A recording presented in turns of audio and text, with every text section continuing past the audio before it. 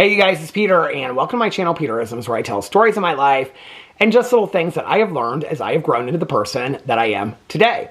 And I have not filmed over here in a couple days, so I brought both of the meditation books with me today, both of the Melody Beatty meditation books, my favorite meditation books of life. I brought with me the Language of Letting Go, which is the sister book to Codependent No More. And I brought with me Journey to the Heart. Today is November 10th, so we're going to see what the meditations say for today. But I'm going to go back and look at the last couple days too, to see what the universe has to say to us. And let's get this week started off on a good note, maybe inspire us to give us something to think about this week. Let's go over here. Oh, I opened to August 15th. God, I wish it was still the middle of August and the pool was open. Okay, November 10th. Let's see what today's meditation is. Today's meditation is beliefs about money. Okay, we can talk about that. Accepting love is yesterday's. It was a rather long one. True to ourselves, November 8th. That might be a good one. Let's see, November 7th. Relationships, enjoying life. There's a lot of good ones. Okay, let me look in Journey to the Heart really quick and see what the meditation is for today and the last couple of meditations. November 10th, release guilt. Oh, that might be a really, really good one.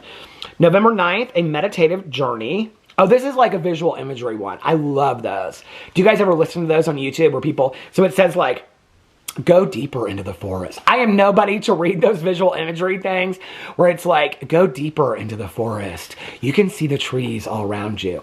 But I do have to say this, if anybody can find these, I had them on tapes back in the day, so I don't know where you find them. I think years ago, I looked them up.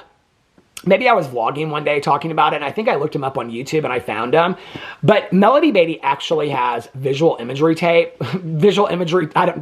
on, I don't know. Anyway, but visual imagery is like where somebody reads you like a meditative, like you're floating. I remember one of hers was like, you're floating down this river of life, basically on this raft, and you can feel the water rippling underneath you, and you put your hand on the side and you can touch the grass on the side of the river. It's like this, the river gets deep. It gets sometimes very shallow. You can feel the rocks underneath you. It's all kind of like a metaphor for life. One of the other ones I remember from the tape was like a protective, like visual imagery thing. And you would imagine like this gold orb, like above you, and you're laying in this field out, you know, in the middle of nowhere, this big field. And there's this like golden orb over you, and it has this like liquid that it's dripping down, and it covers your body. You're just supposed to imagine it. And like, as this like liquid covers your body, it like protects you from any negativity and things like that. I used to listen to these quite a bit, and they really, really helped me. They really help to calm me down. But if you just look up visual imagery on YouTube, I bet tons of, my phone's not up here.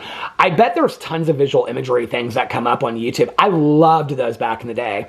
Not just from Melody Beatty, but from anybody. They were so helpful to me. But we will not be reading that one because I do not have the voice for visual imagery. Okay. You are being led. Ease up on yourself. I want to read Ease Up on Yourself and then maybe get into Release Guilt from this. Because I think we all deserve the opportunity to, you know, ease up on ourselves a little bit.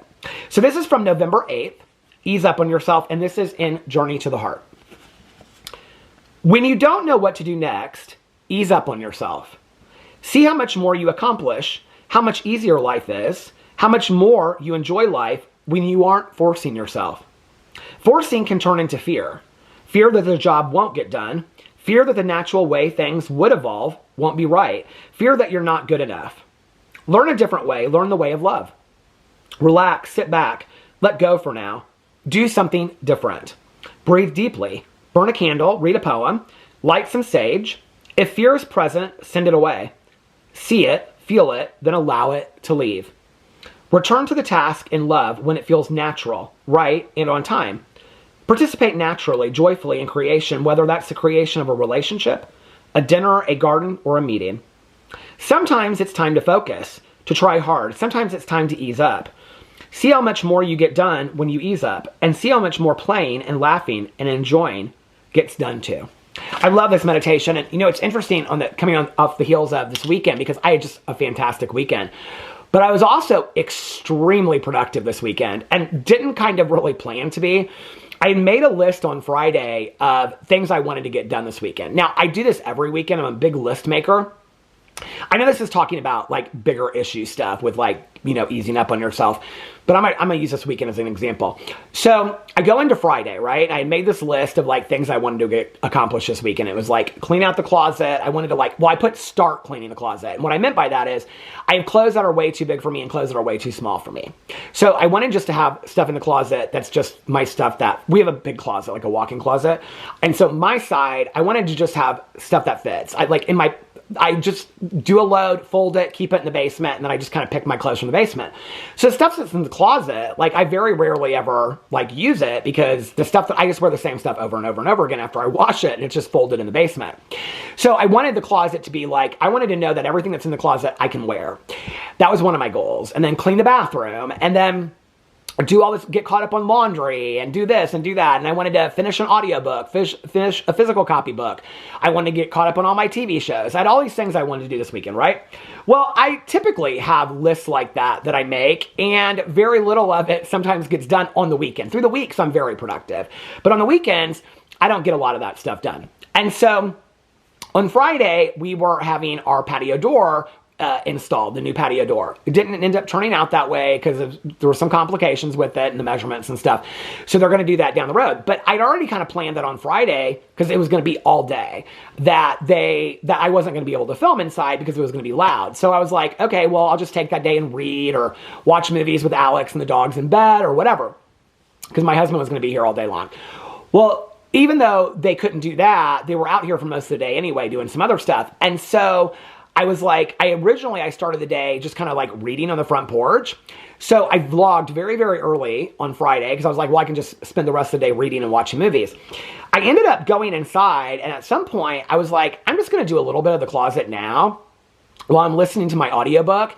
I ended up finishing my audiobook. I ended up taking a walk. I ended up cleaning out the entire closet. Ended up cleaning out the bathroom closet in there. I have done every load of laundry. I finished all these books. I caught up on all my TV shows this weekend. This weekend was so relaxed, but I wasn't forcing anything. Like, I had such a great weekend. I spent so much time with my husband, so much time with the dogs. I relaxed a lot. Yesterday, I laid right here in bed while Alex was like looking at TikToks and stuff. And I just sat on my Kindle and I just read, and the dogs were asleep next to me. And it was so nice and it was so peaceful. And, you know, it just was like such a perfect weekend. It was so relaxing and so cozy, but I got a lot of stuff done, but I didn't force it. You know, it wasn't like I have to do this and I have to do that. And it kind of taught me a different way of not just looking at things that I want to get done on the weekend, but things that I just want to get done in life. You know, like if there are relationships that I want to repair. I don't really have a lot of relationships that I want to repair right now. But in my past, I have. And I can remember feeling like almost kind of like I had to force it. Like, okay, when are we going to have this conversation? I would script conversations in my head, and I got to sit down and I got to do this and I got to do that. And as I've gotten older, you know, my best friend Tanya always says, as you get older, the road narrows. And what that kind of means is that things aren't as complicated and as difficult as we've made them seem.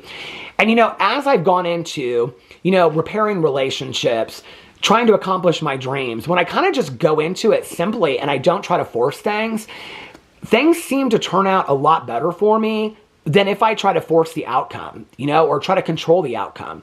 And I've also learned that I don't have a whole lot of control over outcomes and things that happen anyway. I have control over my response to those things, but I don't have a lot of control over the outcomes of what's going to happen. Things are going to happen the way that they're going to happen, you know?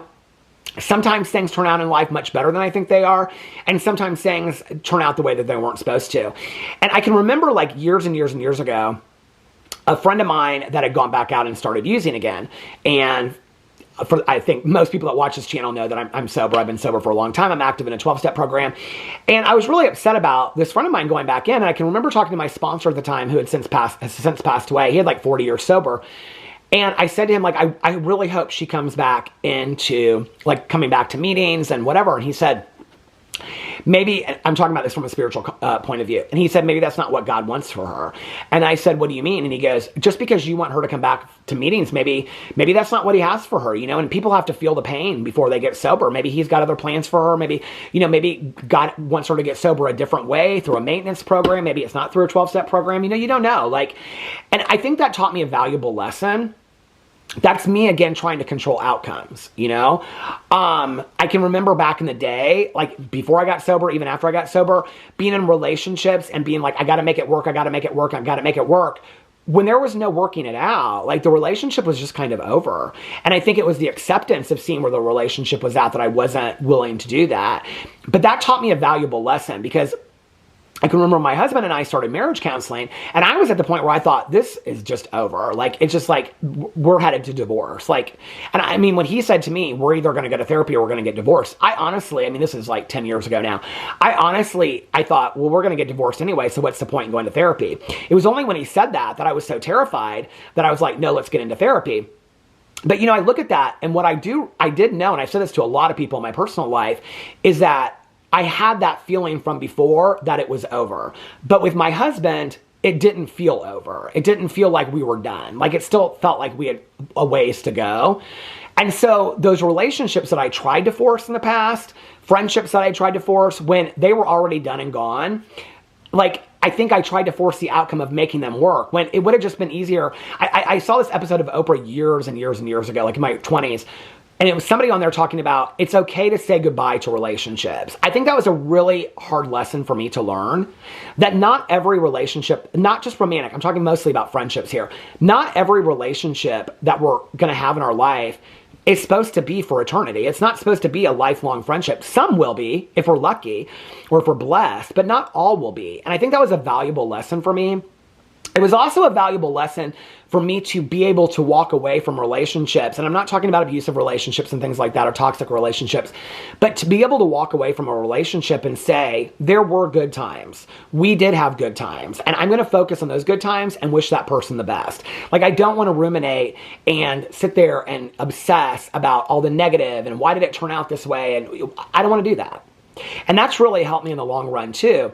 And I think this idea of not trying to, you know, like control outcomes and just kind of let things happen the way that they're going to happen, I think has been a really, really valuable lesson to me, you know, in life, and seeing that things are going to happen the way that they are. And so for me, I have to kind of ease up on myself and be like, you know what, a lot of things I do have control over, but a lot of things I don't. And going into this weekend, like, I can remember making that list, thinking to myself, you're not going to even start on the closet this weekend. The closet is done. There's nothing to do with the closet. I can walk in there right now and pick out an outfit. There's no like clothes in the basement. Like, I've one bin of t-shirts in the basement. That's it. And I'm like, I have got like that entire closet done. I got more done this weekend, and I was so relaxed doing it. And I just listened to audiobooks, and I had a great time with my husband. It just was a fantastic weekend, and I didn't force any of it. And I think the takeaway from that is not just in getting chores done around the house, but in life. The less I try to force the outcomes, the more that things will happen the way they're supposed to. And I don't know about you, but like in anything that I have to do in life, whether it's healing a relationship, going to therapy, cleaning a closet, whatever I have to do in life, I would rather do it with a smile on my face, listening to an audiobook, you know, like enjoying the process, which is all easing up on yourself. I would rather do it that way than being hard on myself and beating myself up, because when I try to control outcomes and they don't go the way that they did, in the past, what I would say is, you're stupid. You didn't see this coming. There were red flags there. Why didn't you? I beat myself up because the outcome didn't happen the way that I thought it should. What I know now is I never had that much control to begin with. People are going to do what people are going to do. People are going to say what people are going to say.